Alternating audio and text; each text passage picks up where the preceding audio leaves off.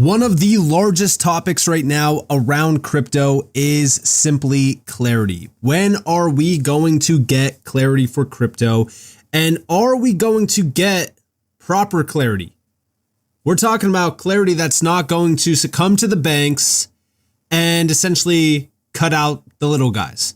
And by little guys, I mean you, me, and the retail investors that just want to park their stablecoins on a platform and earn 5% or more on our money, because these big banks are greedy. They do not want to pay us on our savings accounts.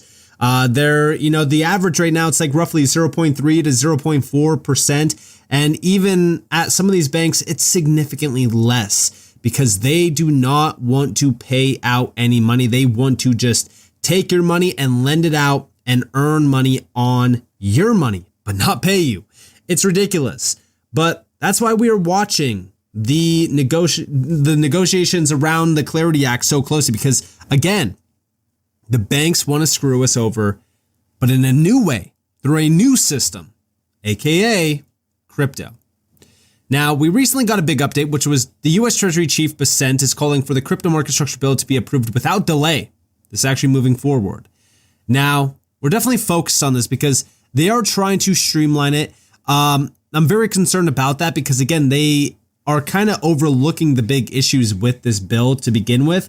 But we do have over here from Eleanor Tourette, Scoop, the next iteration of the White House stablecoin yield discussions between crypto and the banks has been scheduled for Tuesday. A source within the banking industry tells me the confab will again be staff level, and this time representatives from the banks themselves will be present alongside industry trade groups. More to come on expected attendees. This is definitely a big one to focus on. So this upcoming Tuesday, we are going to get a lot more details regarding these negotiations and what's really happening, because now the small banks are going to be there. Now, let's go back to this original post.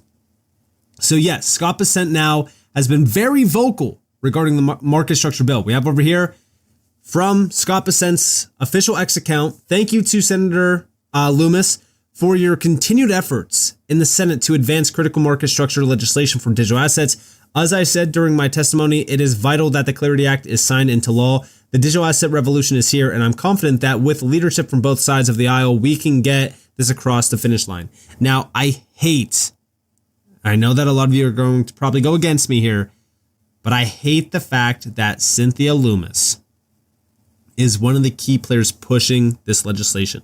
She's a known Bitcoin maxi. She only cares about Bitcoin. She's been buying and selling Bitcoin for years as well. I just feel as if she's not a good name in this space. I don't think that she's a very good, candidate to, just fully support because she, pushes Bitcoin. I don't know. I just something about her. I don't think that she's trustworthy. That's just my overall thought process here. Maybe I'm wrong. But beyond that, I do agree with the statement here. I do think that we need to advance market structure legislation, but we need it in a way that's going to protect consumers, not the big banks. And I think that that's my biggest concern with our current bill. But check this out. Based on what you know now, what is your opinion about the importance of having clear rules of the road, market structure legislation in the United States? Look, I think that it's impossible to proceed without it. We have to get this Clarity Act across the finish line, and any market participants who don't want it should move to El Salvador. So, as a industry, what is the benefit to having this industry embedded in the U.S. economy? Well, again, as I said, that there seem to be people who want to live in the U.S. but not have rules for this important industry, and we've got to bring safe, sound, and smart practices and the oversight of the U.S. government, but also allow for the freedom that is crypto. And I think it's a balance that is being worked out. It was worked out in the Genius Act, and I'm confident with leadership of people on both sides of the aisle that we can get clarity across the line this year. Can you see a day when conventional banks and digital asset banking are offering the same types of products, giving each an advantage to offering a broader array of financial products to the American consumer? I think that can happen over time, and we've actually been working with small and community banks to discuss how they can be part of the digital asset revolution also. So it seems as though they are all a part of the picture now. And yeah, our government, our White House, is really pushing forward on market structure legislation as well, with names like, for example, Scott Bessent. We know that this admin has been very pro-crypto. This is definitely a good view and overall outlook of where we're headed, but I still think that the idea of us just openly supporting these banks instead of consumers, I think that that's a big concern. Now, if we go over here, we do have new SEC Chair Paul Atkins outlines a planned taxonomy to distinguish digital commodities under the CFTC from tokenized securities under the SEC, aiming to resolve long-standing jurisdictional ambiguities that have driven crypto innovation abroad. XRP is a digital commodity. Check out this video that got posted from Subjective Views. And again, this is Paul Atkins from the SEC. Check it out. This act was great. It focused on stable coins and put them squarely in the banking sector. So my good friend and controller of the currency, Jonathan Gould, is working diligently on coming up with that regulatory framework for stable coins. With respect to other sorts of things, I gave a speech a few months ago delineating what we are going to be working on and coming out with here shortly. Is a taxonomy, so-called, as to what are digital commodities versus tokenized securities, so we can give clarity to the marketplace as to what it is, and end, as Chairman Selig was talking about, end the regulation through enforcement that has so long bedeviled this whole area of financial services, even predating the whole crypto world and going back, to decades, as between what's in the CFTC realm, what's in the SEC's realm. So there are digital commodities and digital tools and digital collectibles that we have described and will be outlining in regulation. And then we have tokenized securities. So the first three clearly within the CFTC's rule remit, and then tokenized securities in the SEC's remit. So this is one of the, maybe the only time that a regulatory agency is voluntarily ceding clear jurisdiction to another regulatory agency. But again, we are out to harmonize the rules as between the SEC and the CFTC, giving clarity and certainty to the innovators and to investors in this particular area, so that people can develop their products in the United States rather than feel that they have to go offshore to do that. So if we can do this here in the United States under American law, I think that will be best for investors, best for the financial markets, and best for innovators, and help them save time and money.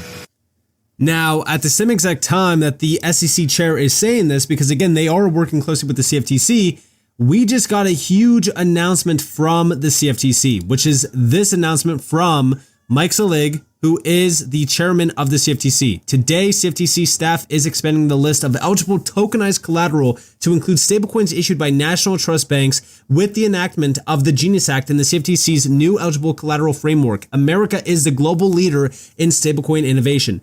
This is extremely bullish for RLUSD and for even XRP, because we go back to a Subjective Views just posted, right? Because this is all regarding commodities. XRP is considered a digital commodity. And now with this new framework from the CFTC, RLUSD is included in this. Now we go over here from the CFTC's official account. This is the letter 2540 updating payment stablecoin definition. Within this, they do break it completely down. So this is the revision to a payment stablecoin it specifies that a national trust bank may be a permitted issuer of a payment stablecoin for purposes of the no action position. We know that Ripple has applied for the National Trust Bank charter license. They did get a previous approval. It's not a full approval, but it is probably one step away from having that full approval anyways. We know that multiple players from the space already did get that full approval. They got conditional approval.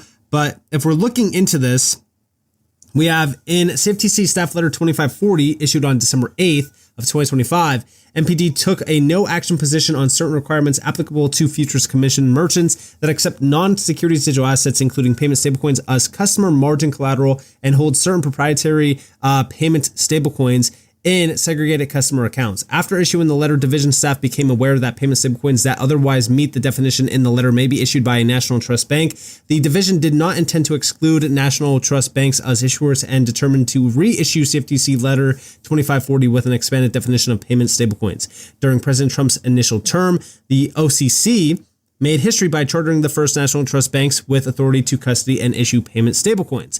These national trust banks continue to play an important role in the payment stablecoin ecosystem. I'm pleased that the CFTC staff is amending its previous issued no action letter to expand the list of eligible tokenized collateral to include payment stablecoins issued by these institutions. With the enactment of the Genius Act and the CFTC's new eligible collateral framework, America is the global leader in payment stablecoin innovation. Now we know that the US is utilizing stablecoins as a financial weapon. I made multiple videos on the fact that the US is weaponizing Ripple's ROUSD and even XRP.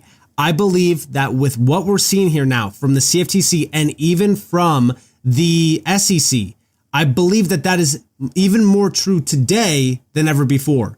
Let's not forget back in September of 2025, when Caroline D. Pham was the chairman of the CFTC, she announced this crypto sprint, which was launching tokenized collateral and stablecoin initiatives with industry partners. It's the killer app to modernize markets and make dollars work smarter and go further, unleashing U.S. economic growth by lowering cost. Ripple was one of the key players here, with Brad Garlinghouse all the way to the left. Yes, Tether was there, Crypto.com, Coinbase, and even Circle were included. But the fact that Ripple was deeply tied to the CFTC even back in September, let's not forget 2022 as well, clearly shows us that Ripple is a big player here. It's not just going to be Ripple, obviously, but Ripple is definitely a big one. Then we go back to January 29th, where Paul Atkins announced with Michael Stelig, they held a joint event today to discuss harmonization on Project Crypto. Working together, the agencies are optimistic about what their teams can accomplish and how collaboration can promote the long-term dynamism of U.S. markets. Through Project Crypto, the SEC and the CFTC can help to ensure that the future of finance is built in the U.S. Huge confirmation of what they're trying to do here, under rules that protect investors, support innovation, and cement America's leadership in the global financial system. Because this is a new system. It's rising right now. Now we need to make sure that we are getting the market structure bill correct. It's protecting consumers, not big banks, because the CFTC and the SEC are already on board. And I do believe that they're weaponizing ROUSD and XRP. I want to do a part 2 to this video. We will talk about it, but I want to really go in depth on this because there's a lot of things that are happening right now around the stablecoin game that I do believe confirms the fact that yes, ROUSD will be utilized as a financial weapon in the digital currency, revolution that's happening right now. And yes, XRP will play a vital role, very similar to, what we go back, to this post here with subjective views. Yeah. Because XRP is a digital commodity, it already has that full clarity. I do believe that XRP will also be a weapon essentially in this evolution of our financial system with digital dollars. So with that being said, I hope you guys enjoyed this video.